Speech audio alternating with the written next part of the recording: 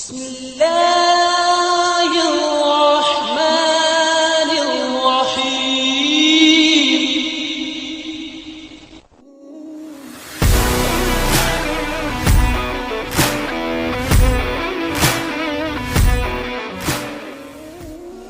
حضرت خالد بن ولید کون تھے؟ انہوں نے اپنی زندگی میں کتنی جنگیں لڑی اور دین اسلام کی سربلندی کے لیے کون کون سے کارنامے سر انجام دیے؟ آج کی ویڈیو میں ہم حضرت خالد بن ولید کی مکمل تاریخ جاننے کی کوشش کریں گے۔ حضرت خالد بن ولید ایک بہادر سپاہی، عظیم کمانڈر اور ایک زبردست فاتح تھے۔ انہوں نے کئی حصوں میں اسلام کو پھیلایا۔ انہوں نے اپنے وقت کی سپر پاور کو کچل کے رکھ دیا۔ انہوں نے فارس اور رومیوں کو شکست دی۔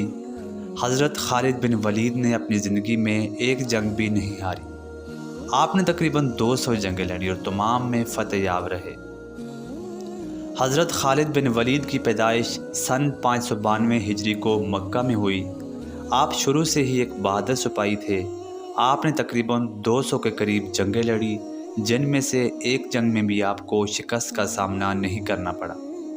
آپ نے اپنے وقت کی طاقتور سلطنتوں کی جڑیں ہلا کے رکھ دی۔ حضرت خالد بن ولید نے اسلام قبول کرنے سے پہلے مسلمانوں کے خلاف بھی کئی جنگیں لڑی تھیں۔ جنگ احد میں کفار کی کمانڈ حضرت خالد بن ولید سنبھالے ہوئے تھے۔ اسلام قبول کرنے سے پہلے حضرت خالد بن ولید مسلمانوں کی بڑھتی ہوئی تعداد سے بے حد پریشان تھے۔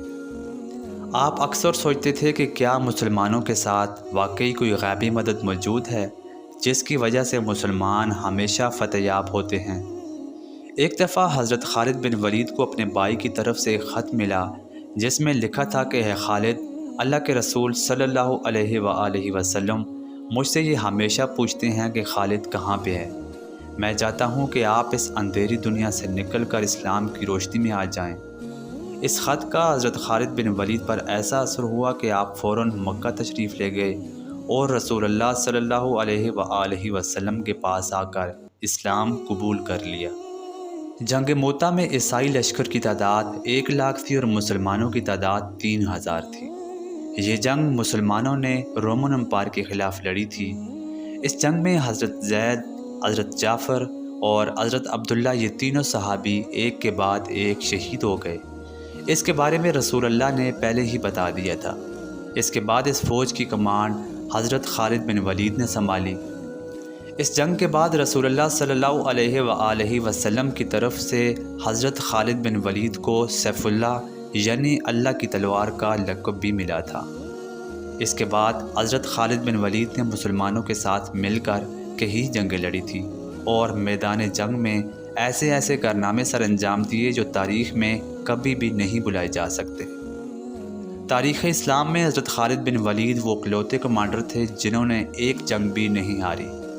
انہوں نے عراق، ایران، سیریا، آرمینیا اور جارڈن کو جیتا۔ ایک چھوٹی سی فوج ہونے کے باوجود بھی آپ نے بڑی فوجوں کو شکست دی۔ حضرت عمر رضی اللہ تعالیٰ عنہ نے حضرت خالد بن ولید کو آرمی چیف کے عہدے سے ہٹا دیا کیونکہ مسلمان ہر جنگ ان کی وجہ سے ہی جیتتے چلے آ رہے تھے۔ انہیں لگا کہ حضرت خالد بن ولید کے بغیر مسلمان کوئی بھی جنگ نہیں جیت سکتے۔ آپ رضی اللہ تعالیٰ عنہ کی جگہ ابو عبیدہ ابن زرع کو آرمی چیف کے عہدے پہ بٹھا دیا گیا۔ مسلمانوں میں یہ باتیں شروع ہو گئی کہ حضرت عمر نے یہ کیا ہے، اب مسلمان حضرت خالد بن ولید کے بغیر کوئی بھی جنگ کیسے جیتیں گے؟ لیکن اللہ کے حکم سے مسلمانوں نے جنگ یرموک بھی فتح کر لی۔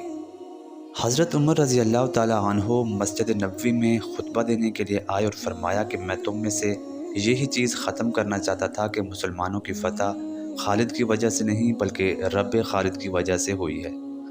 کل کو اگر خالد نہیں رہے گا تو تم کیا سمجھتے ہو کہ اسلام ختم ہو جائے گا؟ اسلام کو تو ہمیشہ ہی رہنا ہے۔